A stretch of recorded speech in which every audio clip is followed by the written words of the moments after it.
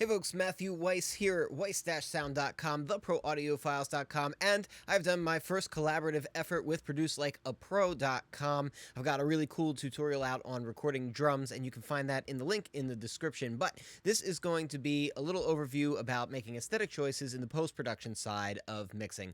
This is going to be about using a classic rock influence into our modern mixing of drums. So what defines a classic rock drum sound? Well, that can be a lot of things, right? We could be talking about something that's really retro, and when I think retro, I think, smaller drums, something where there's very little processing, if any at all. It's simply the natural capture of the kit as the mic's picked it up, even if it's a little sloppy, and it's usually pretty centered into the mono section of the stereo field. But when I think classic rock, I usually think of like late 70s through maybe the mid 80s, that kind of era in there. Really looking at stuff like Led Zeppelin being the quintessential of that. So the defining factor for me on that is actually a very stereo spread and something that has a lot of liveliness to it. Very live kind of sound. Even if we go as late as like the Bon Jovi type of sound, there's just tons of room energy and liveness to it. So when we're mixing with that aesthetic in mind or trying to borrow from it, what we're really looking to do is center on the overheads and the room. The overheads and the room are going to make up the majority of our kit sound, and the close mics are there really just to reinforce. The snare might be there to add as much punch as we want, if any, and the kick is usually what we need more of. When you listen to some of those classic like Led Zeppelin type records, like When the Levee Breaks and things like that, you hear that the snare sounds like it's coming from both speakers. It doesn't sound like it's coming from the center. It's because there's a lot of that room energy bouncing around. So what I'm going to do here is I'm going to pull up my overheads and bypass my processing.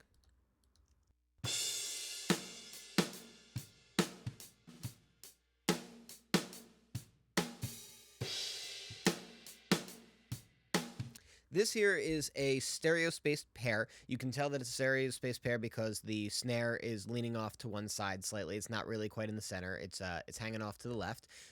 Not usually what I go for, but if I want a particularly wide or smeared image, sometimes that can actually be really cool. It can add this sort of breadth to the sound, and when we're going for something that has personality and energy, and not necessarily like punch and impact, that can be really good. So what I'm going to do here is I'm going to pull up some processing, a little bit of EQ, nothing crazy, and just kind of put a little bit of energy back into the snare just to give it a little bit of force, and also kind of brighten up the cymbals just a touch.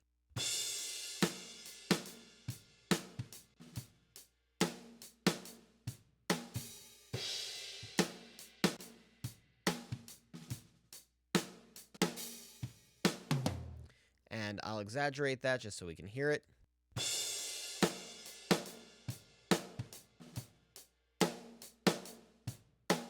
Actually sounds really nice exaggerated, so maybe I'll keep a little bit more of that energy in there. It's adding a nice amount of body to the sound.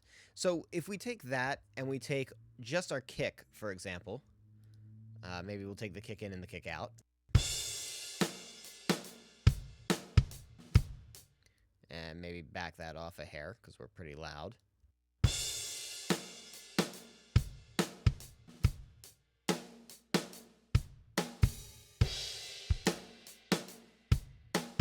We're almost entirely done what might be considered a classic rock style of drum processing. Yeah, we might add a little bit of something to maybe thicken up the overheads. We could do that with compression. That was certainly a common technique. Or if we just want to sort of cheat it, we can use this Waves MV2, which is just good for thickening things up really quickly.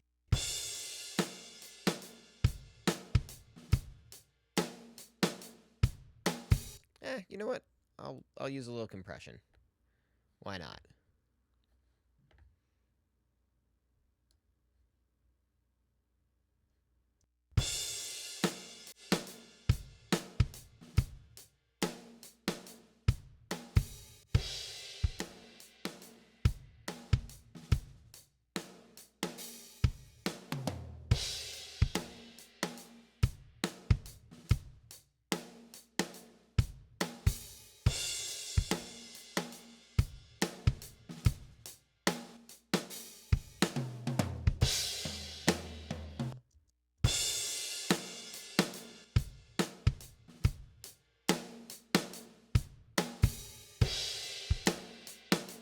And there we have basically a complete picture of the kit, right? We don't really actually need anything else.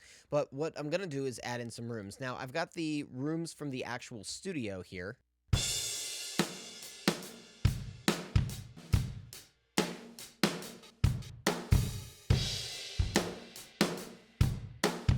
Kind of a boxy sounding room. It's not really what I want to go for like a scopic, big, classic rock kind of a sound. I would rather go for something that's more like a church. Obviously, this wasn't recorded in a church or chapel type space or like a big hall or some kind of crazy tunnel or anything like that. So I'm going to just use one from an artificial reverb.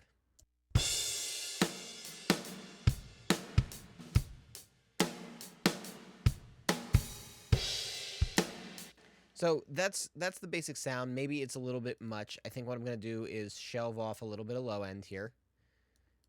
And possibly shelve off some high end as well.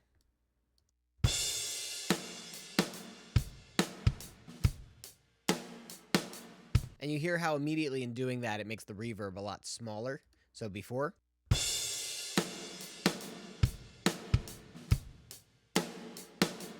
It's a cool sound, but I mean, it's obviously very overwhelming. I could turn it down a bit.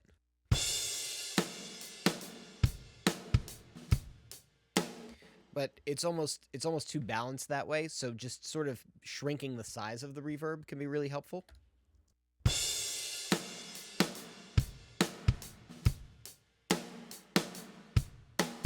Right, because now that the reverb is thinner, it's like we can get more of the reverb in there and get more of the character of the sound, which I think is a little bit more interesting. So, you know, yeah, we could balance it or we could EQ it. It really just depends on the aesthetic. It's not like there's a right or a wrong. I'm going to turn it down just a hair from there.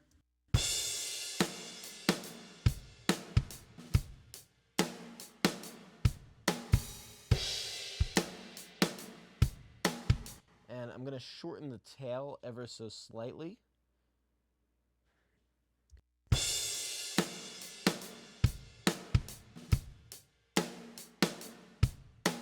There we go. And now if I want to bring in the snare, I can bring it in and just sort of kind of lower it down and just sort of raise it up to get the amount of reinforcement that I want.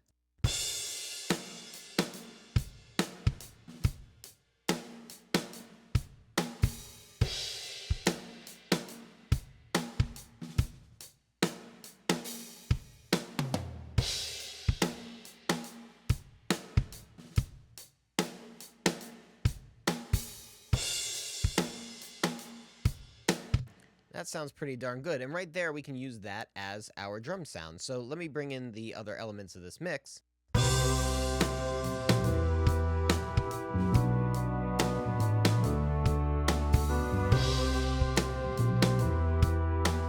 little loud with some of this stuff. Let me turn it down a little bit. Turn the bass down a little bit.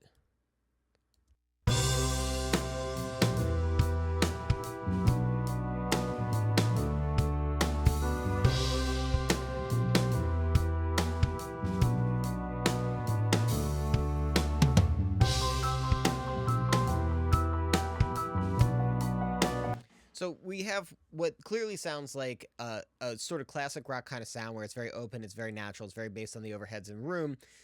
And then we can go from there. If we want to modernize it, we can start taking it in a direction that makes it sound like it's a little bit more 2017, but just has that certain amount of influence on it. So we can raise up the snare a bit, for example.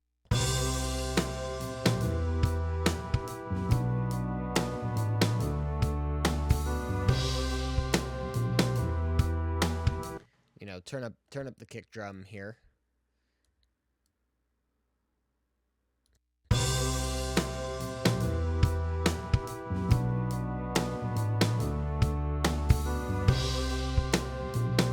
And then suddenly we start getting something that has that classic rock sound, but at the same time still sounds modern and fresh. And of course, we can do anything that we want artistically from there. But it's just to show the point that we can take a little bit of that influence that sounds like that quintessential rock, and we can you know, mold it in a modern way if we have the right components, and we just sort of keep in mind open to having like personality, texture, stereo spread, things that we wouldn't necessarily want if we were going for like a tighter metal kind of sound where it's just all impact, all in your face, or, you know, whatever might have you. Anyway, guys, don't forget to like this video, don't forget to subscribe to the channel, and don't forget to check out the link below. Till next time.